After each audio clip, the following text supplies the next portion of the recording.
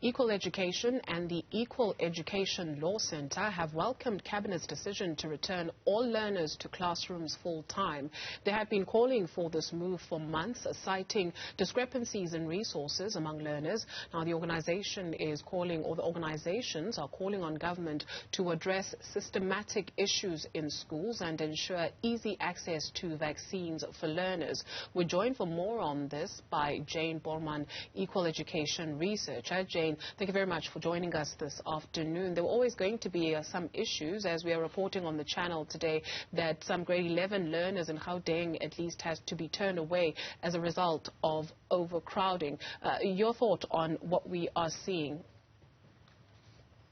Well, I mean, in terms of overcrowding, that is an issue that has existed for many years, and it's one of issues of admission. So there's not enough space for pupils. It's an issue that we've seen for a long time. Obviously, COVID-19 has placed additional pressure on the education system, and so it'll be interesting to see with learners returning full time how the issues of overcrowding continue and how that affects admissions. You are calling for systematic issues to be addressed by the relevant authorities. What are they? Well, I mean, one of the big issues that Equal Education has been campaigning on for many years is school infrastructure.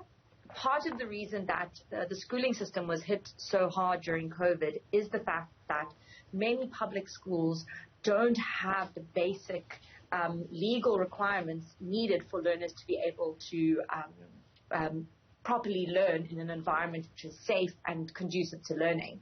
A big issue that we are really still fighting for is pit latrines.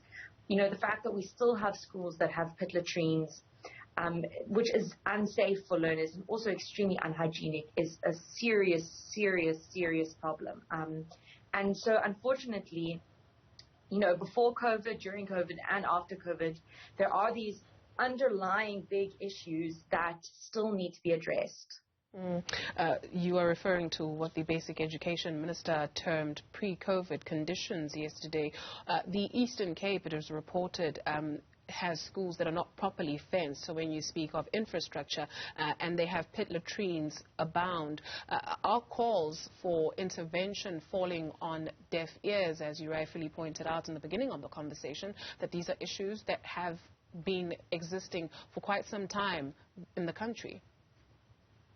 Well, I think what was very encouraging to see is that at the beginning of COVID-19, because of the necessary sanitation requirements, so, you know, proper toilets, good proper water, is that we saw a sudden sort of political will and an initiative to make sure that schools were provided with water and sanitation. However, many of these measures were temporary, so, you know, it was portable toilets or water tankers that weren't sort of permanent solutions. So that was hopeful to see that, you know, the department can act quickly when they feel that kind of pressure. However, the progress that has been happening year on year has been way too slow. And, you know, because a lot of the stuff that was implemented during COVID was temporary, it isn't necessarily going to get us in the long run. It's not necessarily going to be helpful. So I'm hoping that COVID has opened the Department of Basic Education's eyes to the dire situation that is happening at some schools, but we will have to see and, I guess, keep campaigning. You're also calling for an urgent rollout of vaccine literacy programs at schools. Yes. So, I mean, obviously, you know, vaccines have played a very, very important role in society and South Africa in general in terms of transmission. And we think it's really important that learners who are eligible and teachers are properly educated so that they can make a decision based on all the information available. You know, obviously there's lots of misconceptions around the vaccine. There's also naturally a lot of hearsay. And we really want to make sure that schooling communities have, you know, the information that they need to make the decision that's best for them. Thank you very much for availing yourself this afternoon. Jane Borman is with Equal Education. She's a researcher there.